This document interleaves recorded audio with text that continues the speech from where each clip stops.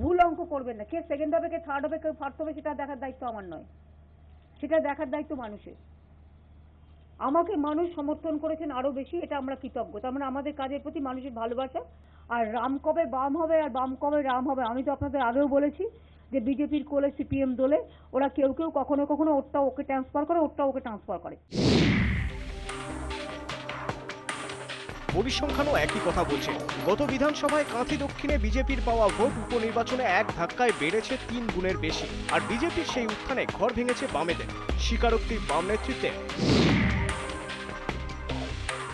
অতীতে ওখানে বাম পার্টির কাজকর্ম যারা করত তাদের একটা অংশ বিগত কয়েক মাস আগে, প্রায় 6 মাস আগে তারা বিজেপিতে যুক্ত হয়েছে। আর ওখানে বাম পার্টিগুলোর অবস্থান খুবই দুর্বল। স্বাভাবিকভাবে এই পরিবেশ পরিস্থিতি বিজেপিকে অ্যাডভান্টেজ পয়েন্ট দিয়েছে।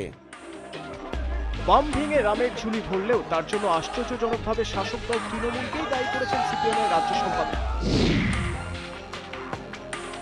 বিজেপির এই উত্থান সারা দেশের পক্ষে বিপদ।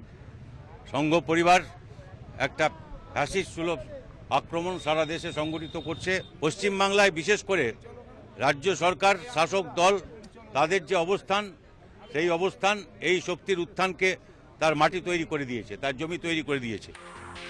বামেদের এই স্বীকারোক্তি ও পাল্টা অভিযোগে দুটি বিষয় স্পষ্ট। এক, বামেদের আদর্শগত অস্তিত্ব সংকট। দুই, তৃণমূলের বিরোধিতা করতে গিয়ে আক্রান্ত কর্মীদের আশ্রয় দিতে না পারায় আক্রান্ত কর্মীরা বিজেপির ঘরে ঠাঁই নিয়েছেন। কাঁথি দক্ষিণের উপনির্বাচনের ফল তাই বাম আদর্শের ভবিষ্যৎ নিয়ে অশনি সংকেত।